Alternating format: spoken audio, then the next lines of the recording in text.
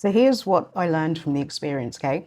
So when we speak of things like manifestation, it's not that any of these things that can materialize or can be acquired are impossible at all, or that they're unachievable or unattainable. It simply means that you must know what you want. And knowing what you want isn't enough in the, okay, I know I want that, so I'm going to go for that. And it must appear for me, it must arrive for me.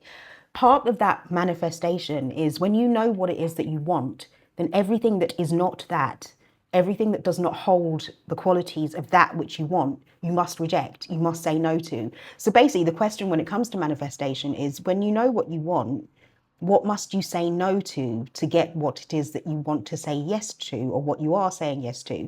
I.e., if love is what you want, obviously you need to narrow it down as to what type of love, and part of that will come from how you feel, what you experience of your feelings and your emotions. And if love for you is a feeling of peace, as an example, then what is not peaceful must go. It has to go in order for that peace to be attained, in order for that peace to be achieved. When we speak of the universe, it's a universal experience, i.e., everything contributes to that which it is that you select. And so when you are seeking that manifestation of the love that comes in the form that you require it in, anything that doesn't meet that has to go. And therefore, that manifestation takes place because you've rejected all that is not that, leaving only that which it is that you want. It's actually quite simple. Now, to be fair, there are many people who seek material gain. Everything's material, I get that, but they want to have something that's considered tangible. And that too is understandable, such as more money. And money it's not a bad thing to want, but it's really, what does that money symbolize to you? So is it something that you feel is a security for you? So it's really security that you seek. So where do you feel insecure? When you've got maybe the wolves at the door.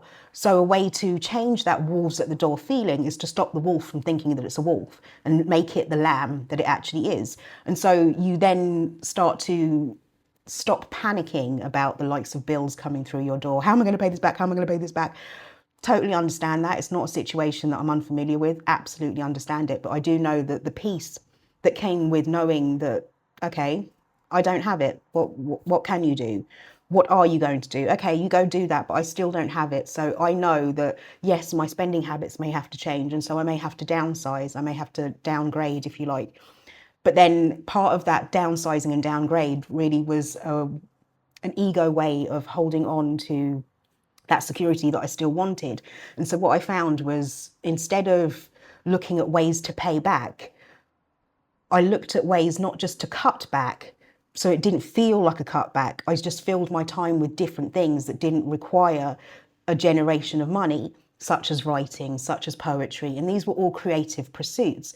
And what happened with that was I became so immersed in those creative pursuits that the energy of that creativity emitted, and things started to drop off. And it's not that the bills became any less, but my stress levels and my reaction to those bills popping through the letterbox reduced. They went down and down and down. And interestingly, as that stress reduced, the reminders reduced. And then things like COVID came into place, where some things were like completely cleared. And that is a form of that manifestation. But because we expect or hope for that lump sum, we don't realize the value of just complete and utter peace. And I can successfully say, thankfully, that I'm debt free. I owe no one a thing. And that means not just money, but in terms of attitudes, in terms of emotional transaction. I owe you not a damn thing, and I can smile about it, and I do smile about it. And these things you realize once they are manifested, not necessarily in the way that you expect, but they are the things that are valuable, because these are the things that you carry with you beyond the graveyard. Absolutely, absolutely go for it. But just be sure of what it is that you want and know what it is that you don't want. Far easier to separate then, and then you can recognize what it is that you actually want from what it is that you think that you want.